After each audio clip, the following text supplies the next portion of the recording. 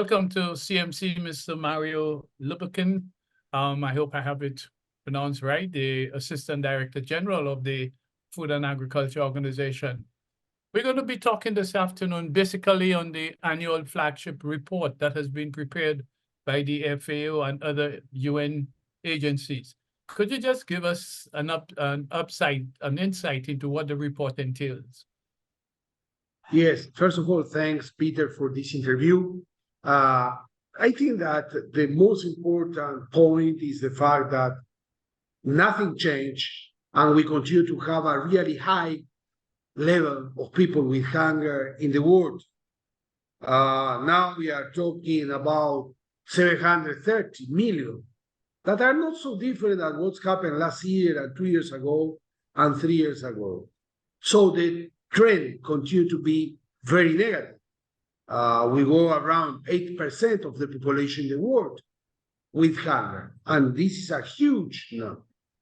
The good news, if we can have a good news, is the fact that Latin America and the Caribbean is the only one region to reduce hunger this year in the report that we present during G20 and last year in the report that we presented in July in the United Nations in New York. You spoke about the good news coming out from Latin America and the Caribbean, but in terms of what specifically you could say about that good news that we should be happy about? Good news mean the fact that in 2023 and 2024, our report showed that more than 4 million, 4.3 million of people with hunger in the region now are out of this map of hunger. It's a good news, but we cannot be satisfied because in the region we are talking about 41 million people with hunger. So 4 million, 4 million point 3, it's a good news, but it's not the news that we are waiting. In the framework of the effort that all of us are doing to try to go to zero hunger in Latin America and the Caribbean, we are so far than that figure. You must be aware of the initiatives by the Caribbean community, CARICOM countries, to try and reduce the food import bill by 25% by 2025 next year. And in the process of doing that, it means therefore that they would be looking at growing what they need to eat. Where is your organization in that initiative? First of all, I want to highlight the fact that in one hand figures, but I think that different actions are going in the correct way.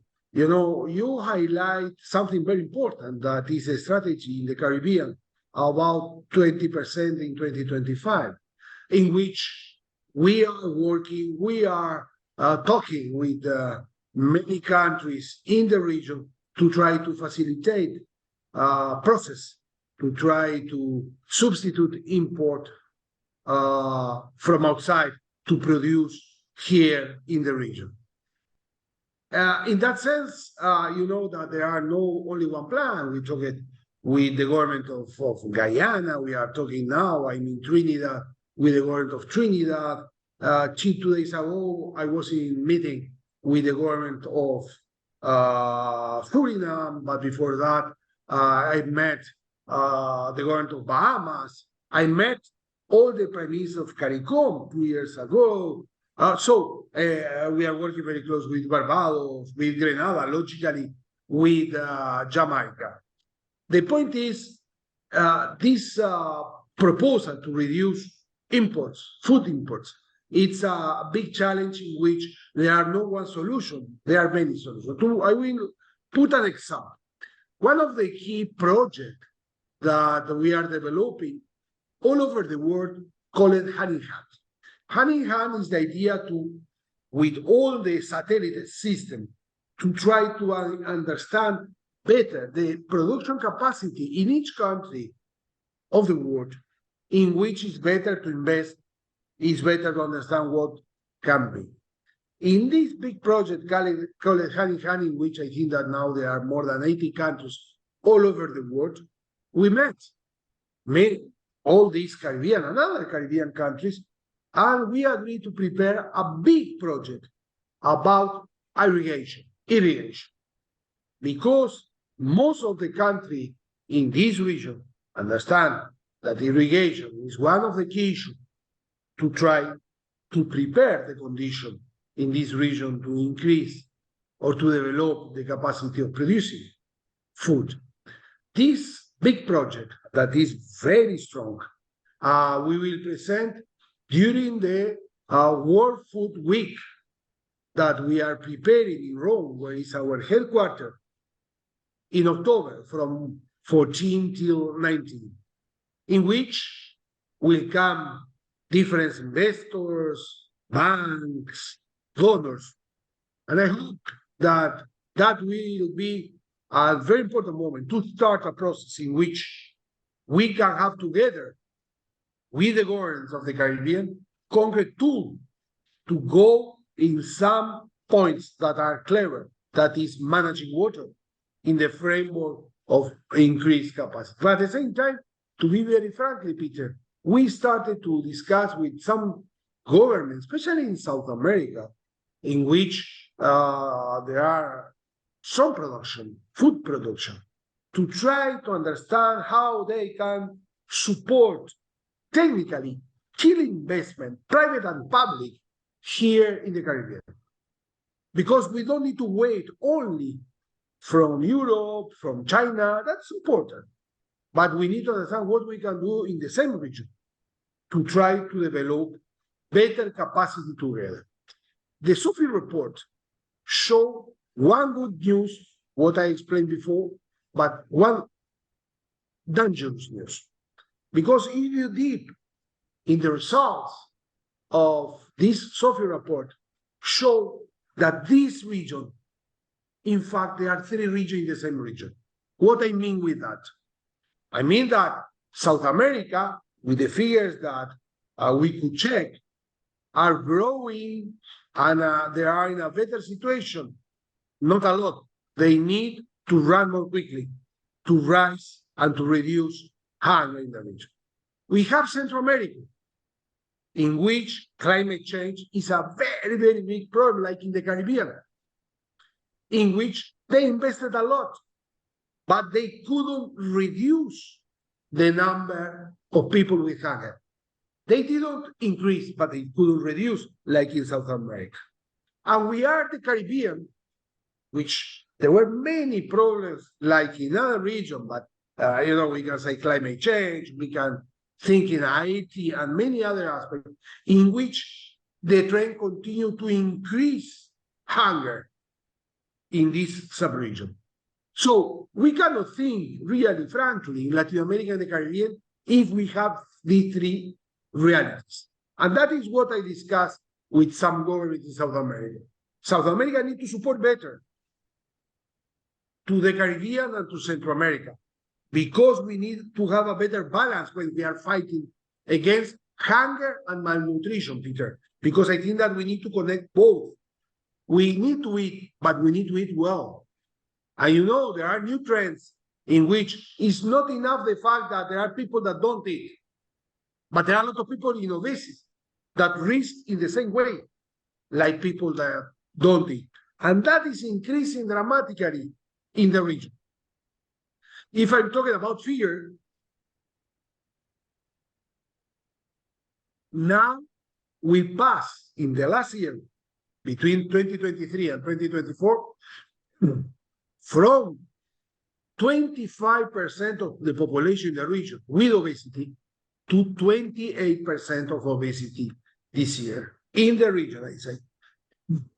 It's a big problem in which is part of the policy that the government, with the support of the international institution like FIU, but with the civil society, private sector, and the academia, need, and we need to work better, because if not, we will a lot of risks for the future. If I may sort of try to understand what you're saying, when you meet in Rome in October, you believe with all the stakeholders, including the financial the financial institutions and what have you. You believe that there is a role for and with emphasis on irrigation, as you pointed out. Therefore, you're saying that it's important, yes, the Caribbean moving towards is 25% by 2025, but it needs to look further afield, wider than the 25%, wider than this initiative? Look, first of all, what I explained to you before, irrigation, and we are working in this project together with the technician of many governments of the Caribbean, because that was the request from many governments of the Caribbean. So we took the needs that you request us to identify specific one aspect. There are many others, but we need to start from something that can move really and can affect it really and can change. And irrigation, we have the agreement with most of the countries of the Caribbean to try to start with this. Our point is not to discuss if 2025 or if there are other points that can be. Our point or our position is to support what the countries request to us.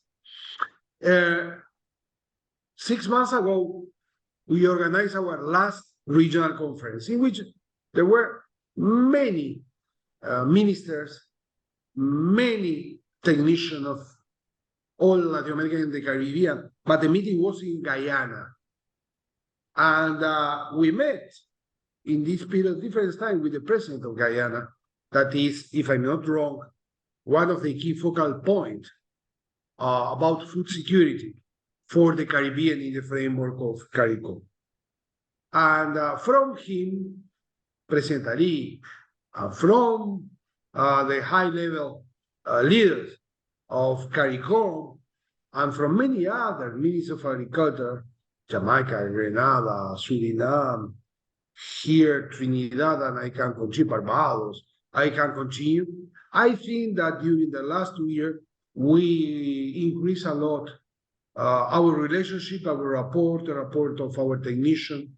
We developed more projects, but are not enough because, from my point of view, means more projects. We need to increase the level and the impact of the project to try to create real impact for the region. This is an incredible region. This is a rich region.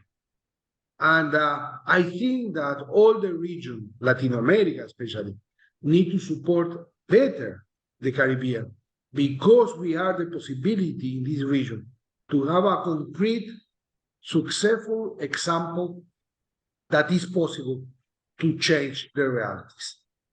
You alone, or no one alone, can do that. But if we can create the synergy, the knowledge, the capacity, and to raise the mind to do that, I think that we can go in the correct way to try to concrete results. Peter, you know that in the world there are a lot of blah, blah, blah, blah, blah. We need to be very tangible. And I think that your proposal of 25 or 2025, perhaps you will change 2025 to go beyond that. But it's not the point. The point is you decided a strategic way, and our point is to try to support you with our knowledge, with our capacity, to try to concrete what was one of the key strategic proposals that the government of the Caribbean are pushing this period. You said Latin America should be, and I quote, looking to work closer with the Caribbean in terms of dealing with the whole question of food security. What specific should Latin America therefore be bringing? Look, something that we are talking in Latin America and in the Caribbean is to share better knowledge about food production, to share innovation, to share technology. Not necessarily is money, because all these issues that I'm talking to you, Peter, it's money indirectly. Innovation is money. Technology is money. Knowledge is money. So that's the point in which it's critical that the other side of this region need to be more active. And you know, Peter, when we are talking this, that is an innovative issue, because when we talk in the past in the Caribbean or some South American countries and so on, we immediately think in Europe, in European Union, in China. That's perfect. That's good. The region needs support from outside. But the point is to work inside too. Better than what we are doing now. I want to put an example, Peter, figures. 70% of the trade of food in the world come from Latin America and the Caribbean. 17%. So it's not a small figure. Which is the point? The most of this production go out of this region. Very few is interregional trade of food. We don't say that we need to reduce this big fear that represent 100 and 1,000 billion of dollars. What we say is maintain, increase globally, but increase a little bit in the same region. I hope that if we have more and better technicians from countries in which are high developing the same region about technological food security approach, I think that can be a contribution. If the development bank in the region can invest here, that can support, for example, private players from the region, supported by finance here, link it with the strategy that you are doing. I think that is a quality change that we need. It's not only a hope. I think that strategically we need to go in that sense. And yeah, please. No, what I'm saying, but what you're in effect saying, you're asking for a very radical shift in policy. And I say that simply because even within CARICOM countries, they have a whole question of the whole question of how I would put it, impediments to trading in goods within the Caribbean. And here you are now advocating the need for Latin America and the Caribbean to look at more trading opportunities. We have, for example, in some Caribbean countries, and in fact, not so long ago, the Dominica Prime Minister Roosevelt Skerritt, speaking at a symposium on agriculture for young people in the Caribbean, said he wants these young people to start agitating at home when they return or what have you, to have their governments remove the various barriers to trade. And here you are now talking about the same Caribbean governments looking to allow Latin America to come in. Look, Peter, you know that these type of scenarios in which we are late from all the region for many years, we will not change from one day to the other. For me, the most important is to start a new process to increase, because all will be gradually. No way, there are not other alternative. We can say that we are radical, but we need to develop a process. And there are something that you say that are very important. We have a new generation in the Caribbean, well prepared than others, than my generation. And we need to take in consideration very carefully this new approach with the new generation. But I want to highlight two examples in which I think, and I'm optimistic, that we are going that way. I'm not saying that will be tomorrow after tomorrow. I say that we are going that. First of all, you know that in the region, there are only one, it's not an organization, an agreement, or a synergy instrument, call it CELAC. CELAC is the only box, if we can say, in which there are all the 33 countries from the Caribbean and Latin America. FIO in the region are 33 countries, the same of CELAC. CELAC, altogether, decided during the presidency of CELAC from San Vicente and Granada last year to approve by acclamation in our office, regional office in Santiago de Chile, with many ministers from the Caribbean and many ministers from South America, around 30 in a hybrid way, part presence and part virtually. The new Sancelac plan, so the new security plan, food security plan for the region 2024-2030. You can say that this is enough. No, it's not enough. Started a process in which all the 33 are agree about 4 or 5 points to try to build the process of security. Why in 2030? Because, like you say, the Sustainable Development Goal theoretically need to conclude in 2030. We are so far than that for the objective 1 and objective 2 to transform the world with zero hunger and zero poverty. We are far, but we need to move in that. And I think that one of the contributions from the government of the Caribbean and Latin America was exactly that. And I want to say a second example. I'm in Trinidad now, like I was 2 days ago in Suriname, because I came here to sign something like call it CPF. So is the instrument that we have with the countries to decide policies for 4 years in which the technician of the country and the technician of FIO worked for months and months to try to complete a big highway for the next period. I signed it with the government of Suriname now 2 days ago, and I signed it yesterday evening with the Minister of Agriculture of Trinidad. But I want to say the following.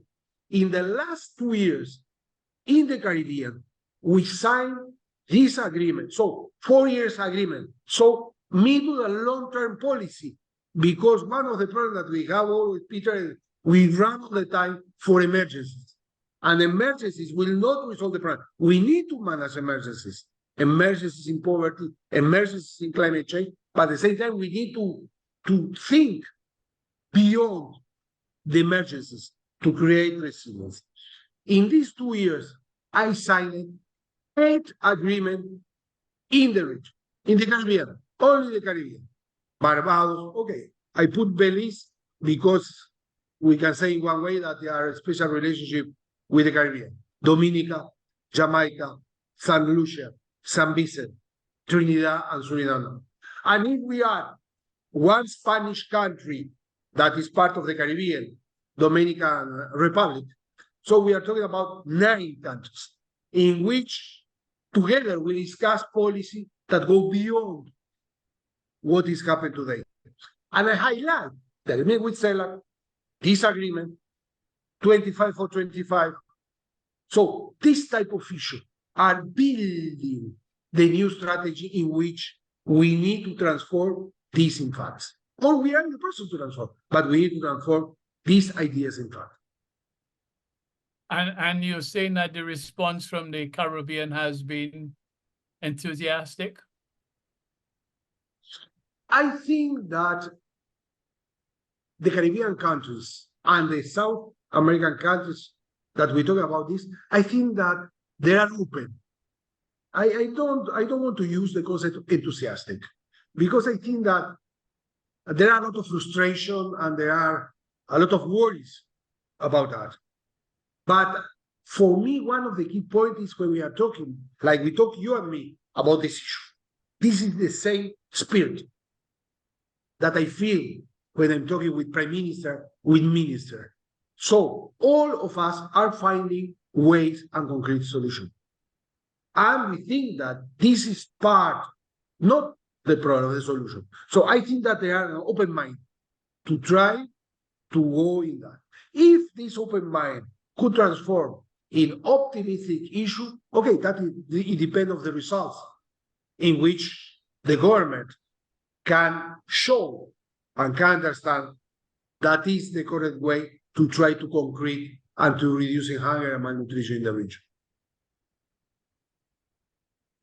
Let's go back to the report that has been prepared. It says in effect that the percentage of hunger in Latin America and the Caribbean had risen from 5.6% in 2019 to 6.9% in 2021, but there is a progressive reduction reaching 6.2% in 2023.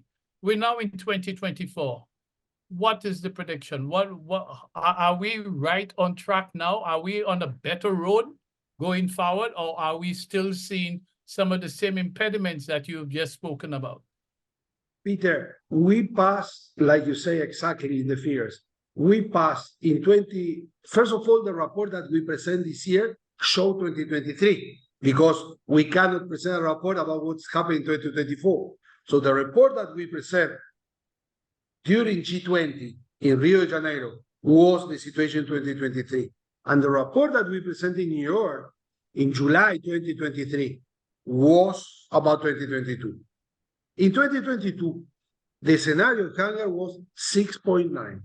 And like you say, the scenario of hunger in 2023 was 6.2.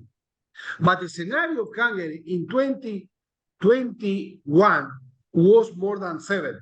So just for this, I say that are reducing, not in the way that we were, but are reducing.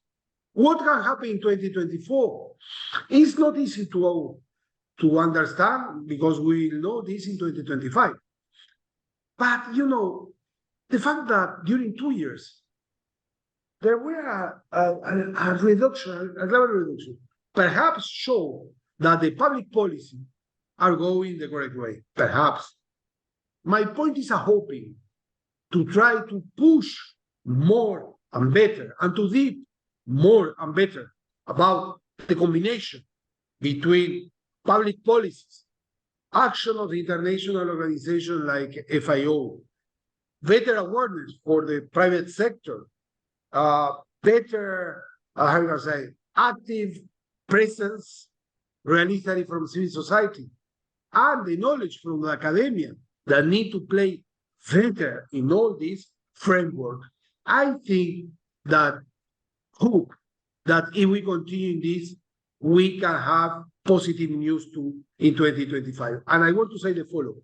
I never talk about new trend in the region. I talk about good news. It's not the same. Because trend is after 3 or 4 years together, always. So till now, until 2022, we said that the trend was negative. Now the point is, are going gradually positive.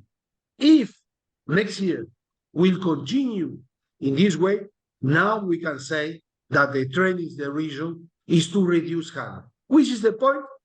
We will not achieve this in 2030 if we continue in this way, because we are going very slowly. It's better that increase hunger, but if we are going to decrease, we need to run more quickly. And in that, it depends on many measures all together, because there are not a magic measure. It's the many measures all together that can push us in that way. One of the things that come to mind as we discuss this whole question of hunger and what have you in Latin America and the Caribbean is a question of finance. And where, given the state, you've heard many Caribbean countries complain about the fact that they have been kept out, if you want to put it that way, out of securing soft loans from the international financial institutions because they have been upgraded and what have you. And I'm looking at a report that says the cost of a healthy diet reached 4.56 PP dollars. In some countries, that is exorbitant. Yeah, you know, I can start for this last point that you said. It's incredible. It's a really drama that this region, that is a food producer, are the most high cost. If we are thinking in the word cost of healthy food, there are some contradictions. Now we are, if you want to eat in a healthy way, each day you need to pay more than $4.05, 4.5. And the average in the world about cost is 3.9.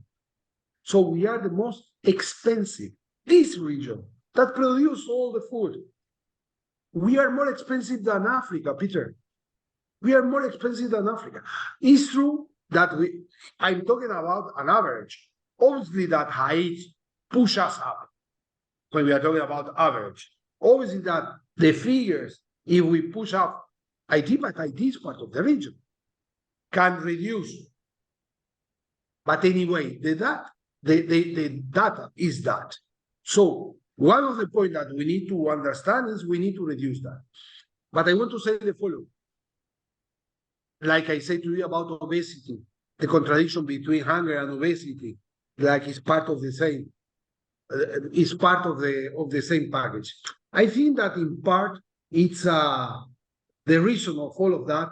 It's a strategic reason to work better, economical reason to facilitate better all the food process and all the changing process. But I think that there is a cultural approach to that we need to change. Why? Because not all the young people, when they live on Saturday, are not the money to eat in the best way.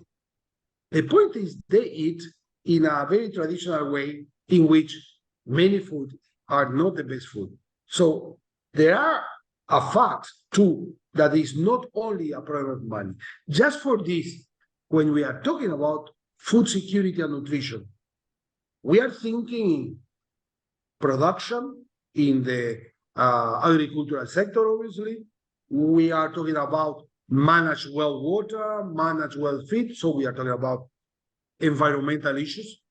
We are talking to invest in family farming, to produce better and more quality, and at the same time give the possibility to the family farmers that represent how many? 70% of the farmers in the world to have better possibility to try to connect and to send their product externally for other countries. So we export, but for export, we need to have other trade approach, not only for the big companies, but for the smaller, for the cooperatives.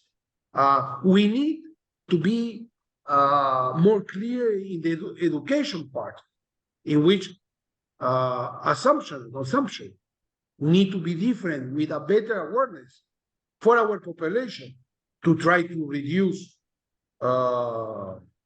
obesity. And we need to have health policy to go in that. So now it's impossible to talk about food security if we are not talking with the Minister of Agriculture, the Minister of Health, the Minister of Economy, the Minister of Education, the Minister of Health, etc. So that is, I don't want to say the complexity. The picture is changing, and we need to be aware that we have enormous possibilities, but we need to be clear how we need to act in the present and in the future to rise what we need to rise. And I want to say other figure that can be, hope no, a drama. In 2015, when in New York, more than 160 prime minister and president decide to start and to create a new global agenda that call it SDGs for 2030. You know how many people in that moment were with hunger? What, around 590 million. In our technician say that if we project the figures that are now without a strong challenge, a strong change, in 2030, we'll have the same number of people with hunger that we had in 2015. So if that's happened, that means that the international community will file it in something that is crucial, that is the social sustainability in the world. In that sense, and my last point is the fact about what's happened now in G20. You know, Peter, that G20 is the most powerful scenario in the world with the most powerful countries.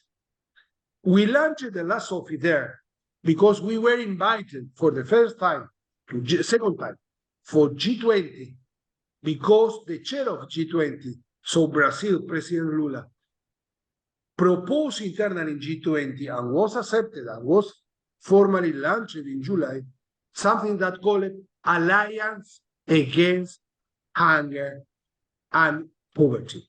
It's the first time that the most powerful countries decided to do something like that. And they asked us, to FIU, to try to support them and to ask other governments, not only the G20 government and some hosts that G20 are, but other governments, for example, the government of the Caribbean, to be part of this process. In that discussion, in the discussion in July, in which we were present, I was in the framework of a meeting of the Minister of Economy and the Minister of Cooperation of G20, which in that meeting there were the President of IMF, the President of World Bank, the Secretary of the Treasury of the United States, and many other Minister of Economy and Minister of Cooperation. One of the points that were discussed, not approved, discussed, was to create a special tax for the multimillionaire. I'm not talking about millionaire. I'm talking about multimillionaire. So that means 3,000 people that manage hundreds of thousands million dollars, in which one of the potential new sources is a small taxes for this incredible capital to rise other way, to try to contribute in that. Because when you are talking about finance, we cannot say that will be only one. We cannot think that only external donors can save our life. They need to contribute more and better. But we need the finance sector. We need the private players. And we need to rethink our internal budget. So how the parliamentarian will play this issue, to rethink the internal budget in the country, to reinforce the social aspect, to try to contribute in the framework of this big game, to try to raise money to internal in the country, to go with clear ideas to try to reduce hunger. So it's a mechanism in which all the players need to play this game. That is the reason why I'm positive. I'm optimistic, because now all these issues are part of the discussion that didn't be in the past. And as we end, I want you to put into some form of perspective for me a statement made by the Trinidad and Tobago Prime Minister, Dr. Keith Rowley, at the opening of a shade house in his country earlier this week, in which he said that, and I'm quoting here, "We might live in one of the best areas of the world, the Caribbean, in terms of its natural climate and beauties, but at the personal level, largely because of our diet, non-communicable diseases are destroying us." I say that in terms of what you've just spoken about, where you spoke to the fact that when we speak about developing new agriculture or looking at agriculture from a different perspective, you're also now talking about Ministry of Finance, Ministry of Health, Ministry of Education, and what have you. Given that fact, and given the fact that Rowley is also saying, and that's to me is an important point, that one of the main reasons why Caribbean people are obese, why Caribbean people are unhealthy, is that in many cases they grew up not eating what, for example, their parents would have grown up eating. We are now into this quote-unquote fast food phenomena, where everything must be one too quickly, and the fast food is the one making all the money. So just put that into some form of perspective. Yeah, but exactly it's what you say, Peter.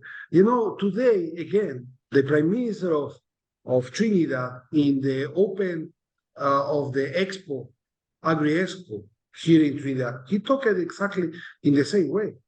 And the President of Suriname and the Minister of Suriname talking the same way. And the President of Guyana are talking the same way. And so therefore the Caribbean governments are aware, but yet it's continuing. I think that are going that way in the framework of find solution. And it's not only the Caribbean. In Latin America are exactly the same. So they are not saying that Caribbean it's late. It's not true. It's the process that are happening in all the region. Each country are coming for their, how I can say, cultural approach and their story.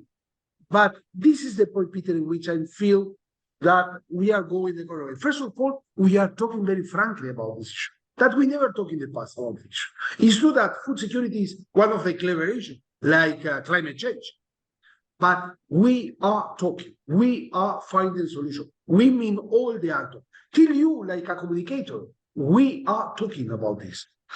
President Lula, in the meeting with this top player of the finance in the world, so the countries that decided the scenario, the finance and economic scenario in the world, he said, if we could solve the finance crisis in 2008, G20 together, and we save the world from that drama, now our responsibility is to work together to resolve the social crisis.